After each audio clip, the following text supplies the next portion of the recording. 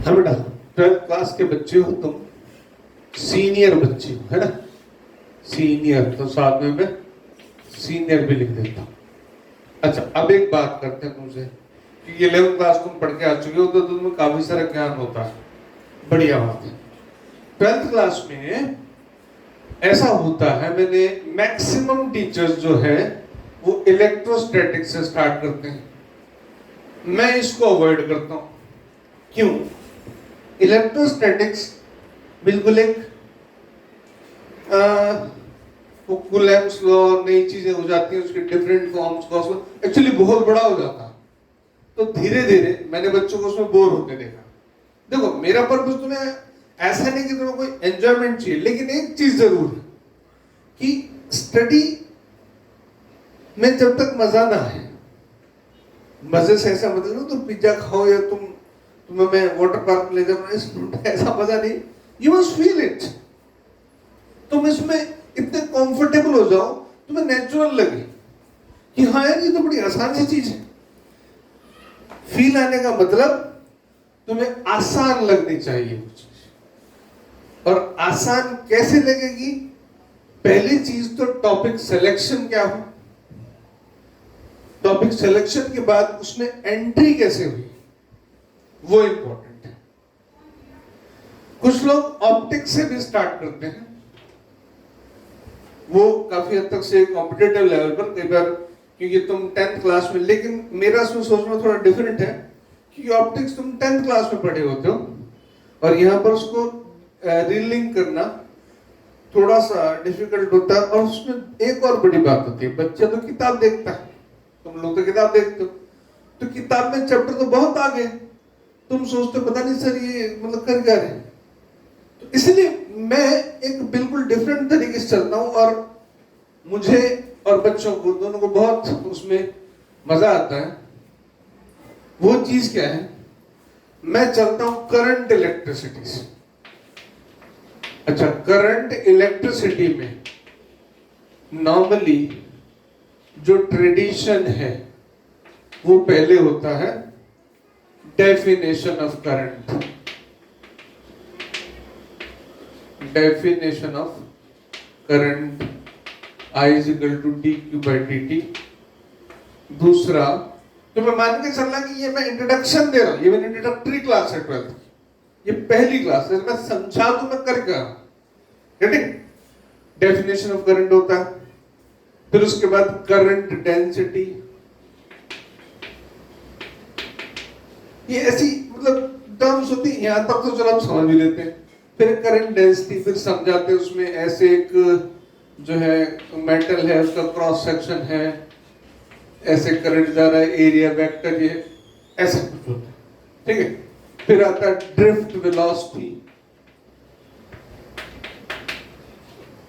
फिर मोबिलिटी,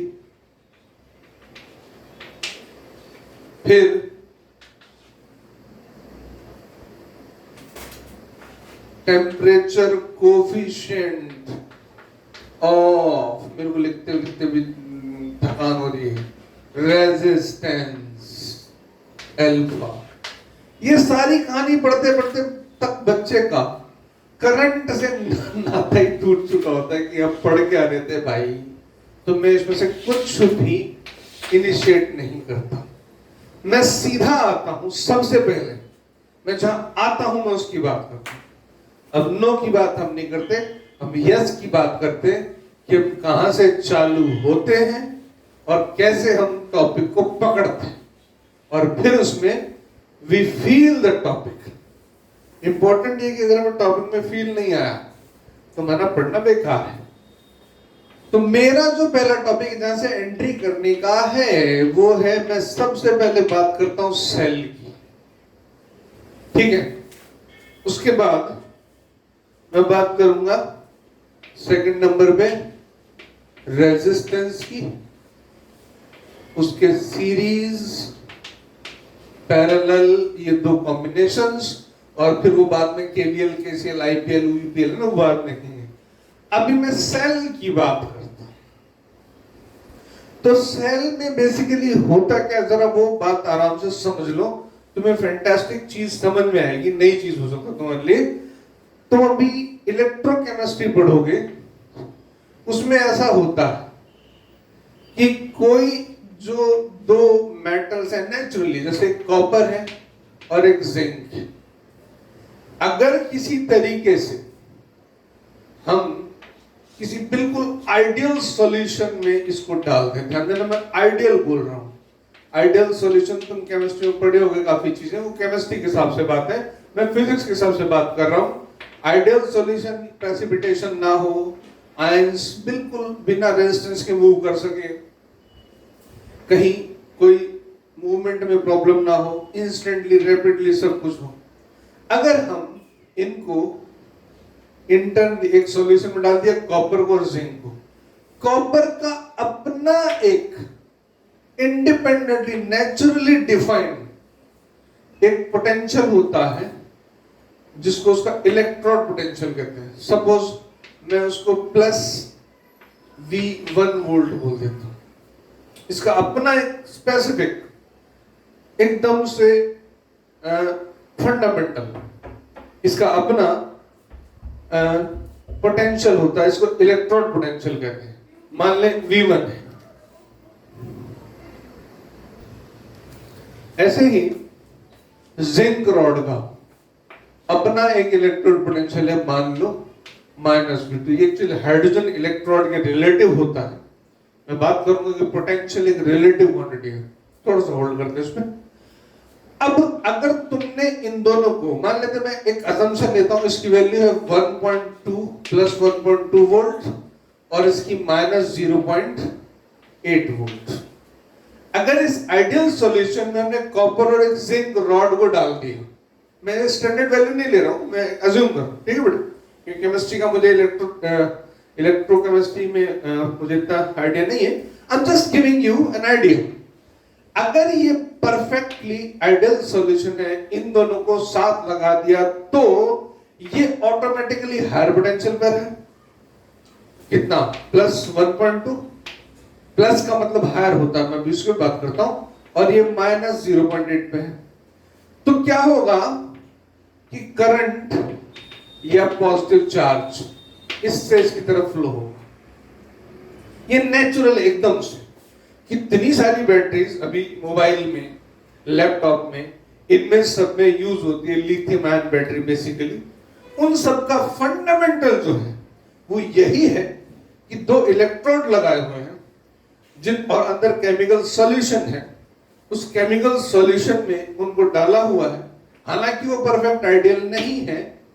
अब अगर ये परफेक्ट आइडियल हो जाए तो इस सेल का अपना खुद का जो कैपेबिलिटी है, उस कैपेबिलिटी का नाम है EMF, इलेक्ट्रोमोटिव फोर्स।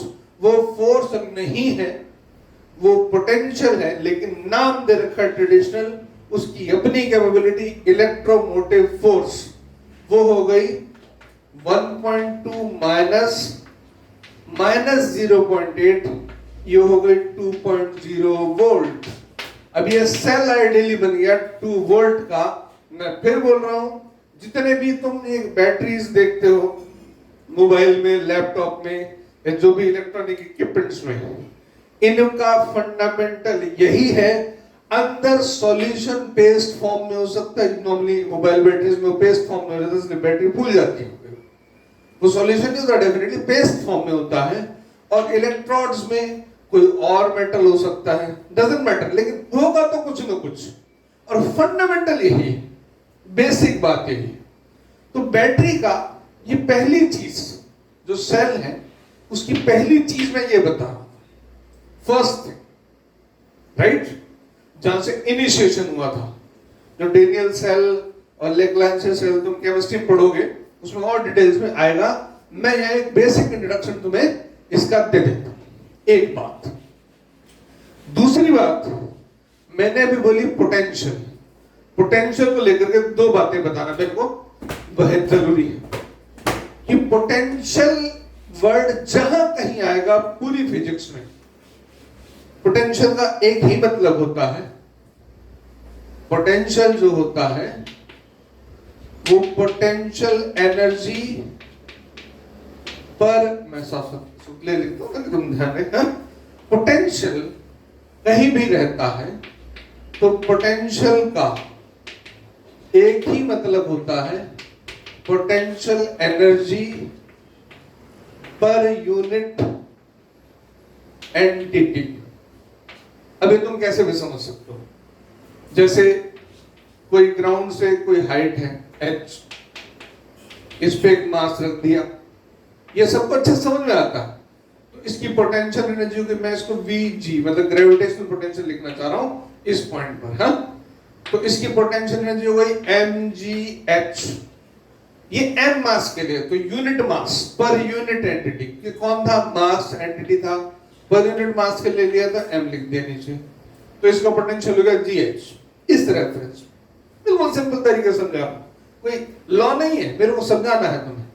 ऐसे ही पहली चीज तो पोटेंशियल की ये बात हो गई। दूसरी इंपॉर्टेंट बात, पोटेंशियल जो है वो रिलेटिव क्वांटिटी है। अब ये रिलेटिव का मतलब समझो, कुछ चीजें एब्सोल्यूट हैं, जैसे तुमने फिजिक्स में फंडामेंटल क्वांटिटीज पढ़ी है, मास, लेंथ और टाइम। मास, लेंथ और टाइम एब्सोल्यूट है, उनको तुम किसी और टर्म्स में नहीं बता सकते, उनका अपना एक इंडिपेंडेंट एग्जिस्टेंस। रिलेटिव क्या होता है, एग्जिस्टेंस इंडिपेंडेंट हो सकता है, लेकिन उसमें एक रेफरेंस पॉइंट चाहिए।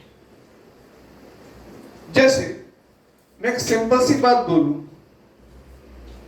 कि दिल्ली 150 किलोमीटर, अब तुम्हारा पहला सवाल ये आ जाएगा कहां से। मैं कहूं कोटा 200 किलोमीटर से, तुम पूछोगे कहां से, डेफिनेटली। अब मैंने कहा अब यहां पे 200 किलोमीटर बोला, जब तक ये नहीं पता कहां से, वो कहां से मतलब रेफरेंस पॉइंट है। तो जब तुम डिस्टेंसेस भी बता रहे हो तो कहां से, रेफरेंस पॉइंट, वो इंपॉर्टेंट है। तो बहुत सारी चीजों में रेफरेंस पॉइंट होता है, उसके बिना वो उनकी डेफिनेशन देना पॉसिबल नहीं है। सेम पोटेंशियल के साथ है। मैं इसको एक सिंपल सा एग्जांपल लेके समझाता हूं, ग्रेविटेशनल पोटेंशियल एनर्जी पर। अभी जैसे बताया कि पोटेंशियल एनर्जी समझ आ गई तो पोटेंशियल भी समझ आ जाएगा। समझो ये कोई बिल्डिंग है, ये ए ग्राउंड लेना, A B C D E F है ना, ए बी सी डी सिखा रहा हूं तो मैं, तो ए बी सी डी भी जानते तुम लोग को, मूर्ख कहीं के। ठीक है भाई, हर एक पॉइंट पर एक मास m रखा हुआ है, और इन सब की ये समझो कि 1 2 3 4 5 स्टोरी बिल्डिंग है, हर एक की हाइट h है। ठीक है भाई, अब मैं तुमसे ब्लाइंडली एक सवाल पूछता हूं कि B की पोटेंशियल एनर्जी कितनी है और D की पोटेंशियल एनर्जी कितनी है, B की और D की। तो तुम छूटते ही बोल दोगे B की है mgh और D की है 1 2 3, मतलब mg3h या बेटर 3mgh। ये D की हो गई और ये B की हो गई, ये तुम बोल दोगे ऐसा, है ना। B की पोटेंशियल एनर्जी mgh और D की 3mgh। चलो कोई बात नहीं। अब मैं एक बात बोलूं, अब मैं क्वेश्चन मैंने पूछा था पोटेंशियल एनर्जी, मेरा एक्चुअली क्वेश्चन अधूरा था। अब मैं तुमसे ये पूछता हूं C के रिलेटिव, अब मैंने चेंज किया, C के रिलेटिव D की पोटेंशियल एनर्जी कितनी है और A की कितनी है। तो भाई C के रिलेटिव D के लिए हमें ऊपर जाना पड़ेगा, मतलब पॉजिटिव, हमें एनर्जी देनी पड़ेगी। तो C के रिलेटिव D की पोटेंशियल एनर्जी रिलेटिव टू, यानी अब मैं बात कर रहा हूं रिलेटिव टू C, तो D की कितनी हो गई, प्लस mgh, और A की कितनी हो गई, नीचे आए 1 2 माइनस 2mgh। अब तुम्हें कुछ बात समझ आई होगी कि पोटेंशियल एनर्जी रिलेटिव क्वांटिटी है, तो मैंने कहा था पर एंटिटी हो जाएगा पोटेंशियल। तो पोटेंशियल भी एक रिलेटिव फिजिकल क्वांटिटी है। रिलेटिव का मतलब ये है, अब इसको सिंपल भाषा में समझो, कि जैसे मैंने कहा कोटा 200 किलोमीटर, तो जहां से तुम शुरू करो उसको जीरो मान रहे हो कि हम यहां से चलेंगे और कोटा तक पहुंचेंगे, तो यहां से तो जीरो है, यानी कोई ऐसा रेफरेंस पॉइंट चाहिए जिसको हम जीरो माने, उसके रिलेटिव हम काउंट करें। तो रिलेटिव फिजिकल क्वांटिटीज जो भी होती हैं उनके लिए हमें एक पॉइंट चाहिए होता है जिसको हमने जीरो लेवल मानना होता है। ये पूरी फिजिक्स में जहां कहीं भी आएगा। अभी हम पोटेंशियल की बात कर रहे हैं, क्लियर है? एक इंपॉर्टेंट बात, ये दोनों बातें मैंने तुम्हें क्यों बताई, सेल के रिलेटिव। अब जरा हम आते हैं अपने पॉइंट पर। देखो बेटा,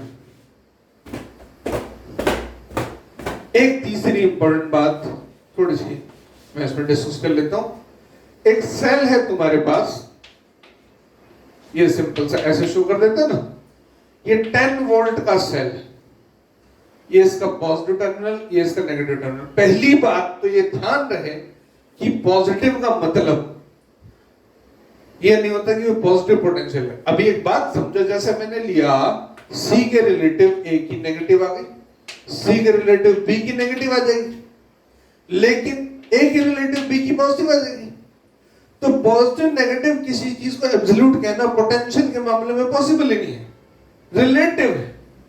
हम यहां पॉजिटिव का मतलब पॉजिटिव पोटेंशियल नहीं होता, पॉजिटिव का मतलब होता है हायर पोटेंशियल, अच्छे से दिमाग में रखो।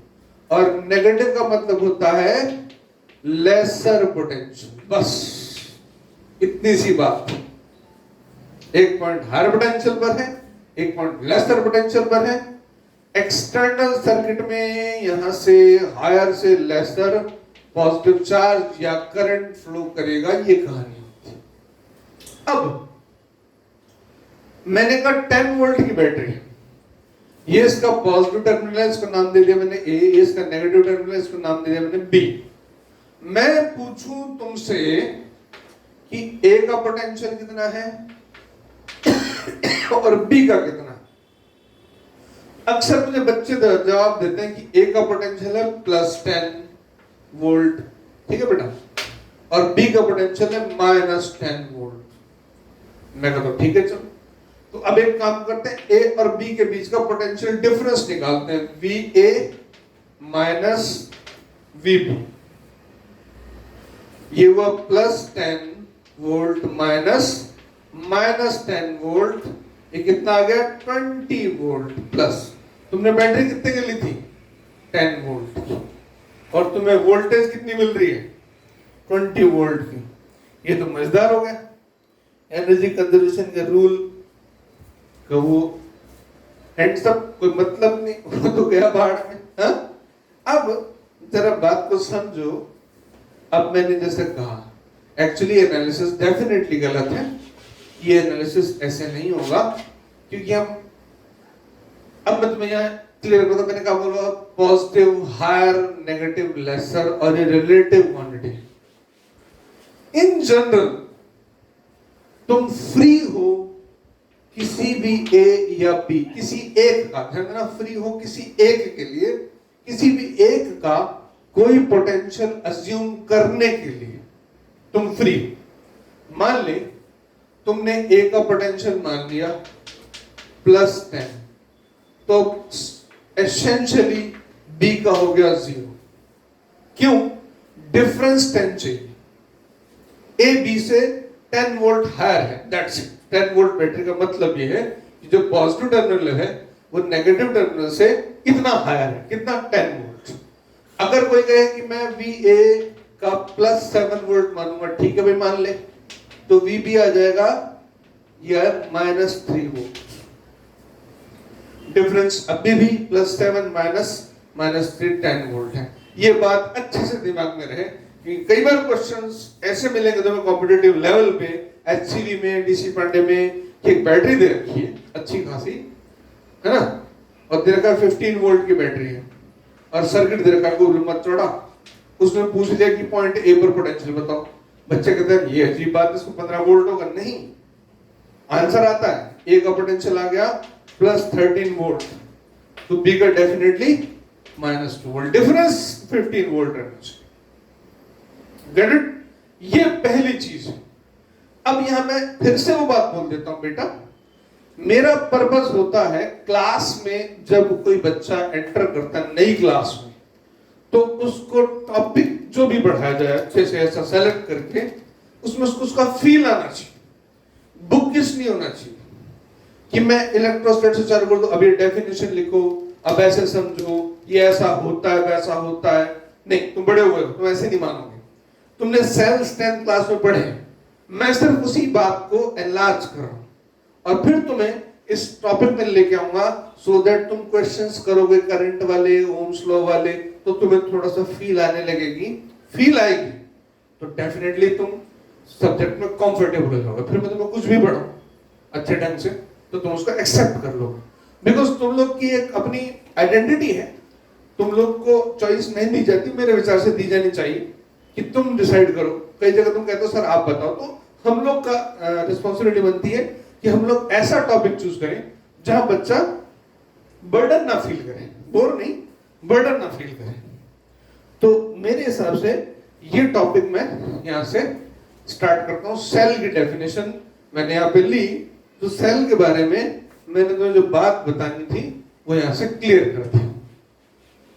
अब दूसरी चीज, ये रेजिस्टेंस क्या है? नाम ही रेजिस्टेंस है। अपने 10 वोल्ट की बैटरी ले रखी है, ये इसका पॉजिटिव है, इसका नेगेटिव है। इसमें बार हम कनेक्ट करते ये सिंबल लेते हैं रेजिस्टेंस। रेजिस्टेंस का एक चीज समझो पहले, तो जो नेचुरल वर्ल्ड में, रियल वर्ल्ड में कुछ भी ऐसा नहीं है जो अपने आप में 100% प्योर हो। ऐसा होने से ये दुनिया चल रही है। वंडर टू नो, अगर दुनिया में सब कुछ 100% होने लग जाए तो एग्जिस्टेंस इम्पॉसिबल हो जाएगा। तुम किसी भी चीज का एग्जांपल ले लो। फॉर एग्जांपल, सिंपल सा एग्जांपल लेता हूं, हम लिखते हैं फ्रिक्शनलेस। अगर फ्रिक्शनलेस सरफेस हो जाए, मान लेते हम सोचते हैं बड़ा मजा आएगा, फ्रिक्शन नहीं, मोशन ही नहीं होगा, इसलिए ऑप्टिमम फ्रिक्शन चाहिए। कुछ चीजें जैसे फ्रिक्शन को एग्जांपल इसलिए ले रहा हूं, फ्रिक्शन को नेसेसरी एविल बोला जाता है। फ्रिक्शन को नेसेसरी एविल बोला जाता है। नेसेसरी इसलिए है क्योंकि इसके बिना कोई मोशन ही पॉसिबल नहीं है। एविल इसलिए है क्योंकि चीजों का वियर एंड टियर इसी से होता है। ऐसे ही अब तुम कहते हो कि हमेशा एक जैसा मौसम रहे, तो भाई नॉर्थ पोल साउथ पोल वालों पे जाके देख लो, वो 6-6 महीने दिन 6-6 महीने रात रहती, पक जाते हैं। नेचर में चीजों का चेंज भी होना चाहिए, कुछ चीजें परफेक्ट नहीं भी चाहिए, जरूरी है। अब मैं तुमसे कहूं सपोज हवा बहती है या पानी बहता है, हमारे पाइपलाइन में पानी आता है या जो हवा बहती है, जो हवा बहती है उसको बहने में कोई चीज की रोक टोक ना हो तो उसकी वेलोसिटी सीरियसली इंफिनिटी में चली जाएगी। इंफिनिटी मतलब बहुत लार्ज वैल्यू, और बहुत लार्ज वैल्यू की अगर हवा चल रही है तो वो बहुत तगड़े तूफान के बराबर है, तो तूफान हो जाएगा, प्रैक्टिकली लाइफ जीना मुश्किल हो जाएगा। पाइपलाइन में तुम चाहते हो हमारा पानी का एकदम से जबरदस्त फ्लो आए, नहीं आता, क्योंकि पानी का अपना आपस में मॉलिक्यूल्स का फ्रिक्शन है, रेजिस्टेंस। अभी रेजिस्टेंस वर्ड यहां से इंट्रोड्यूस करो, अपना फ्रिक्शन इंट्रोड्यूस्ड है। तुमने फ्लूइड मैकेनिक्स जब पढ़ा होगा क्लास 11th में, तो उसमें फ्लूइड मैकेनिक्स के फॉर्मूलाज इलेक्ट्रिसिटी से समझाए जाते हैं। अगर नहीं समझाए जाते गए तो तुम मुझे बता देना, मैं तुम्हें समझा दूंगा। तो वहां पर जो पाइपलाइन है, पाइपलाइन के कई सारे फैक्टर्स होते हैं, उसका रेडियस है, उसके अंदर जो लिक्विड उसकी विस्कोसिटी है, ऐसे कई सारे फैक्टर्स होते हैं जो उसके फ्लो को एकदम से 100% फ्री आइडियल नहीं होने देते। और इसका फायदा है कि पानी अपने एक कंट्रोल्ड वे में आता है। तो ये जो क्वालिटी है इसकी, ये रेजिस्टेंस, हवा फ्लो कर रही है, बीच में और मॉलिक्यूल्स आ रहे हैं, दीवारें आ रही हैं, पेड़ आ रहे हैं, तो वो सब उसके रास्ते में कुछ हिंड्रेंस, कुछ ऑब्स्टेकल क्रिएट कर रहे हैं ताकि वो इतनी बेकाबू ना हो जाए कि भाई सब कुछ वो तहस नहस कर दे। रेजिस्टेंस जरूरी है।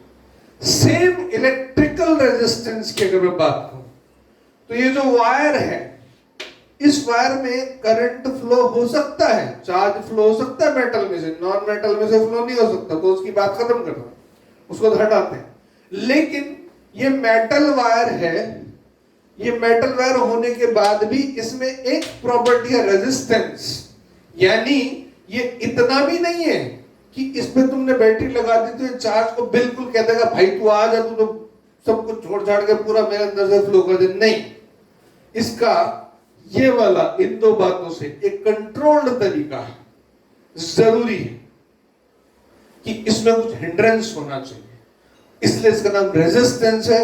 इसको कंडक्टर भी बोलते हैं, इसको रेजिस्टेंस भी बोलते हैं, तुम नाम कुछ दे लो, प्रॉपर्टी दोनों है।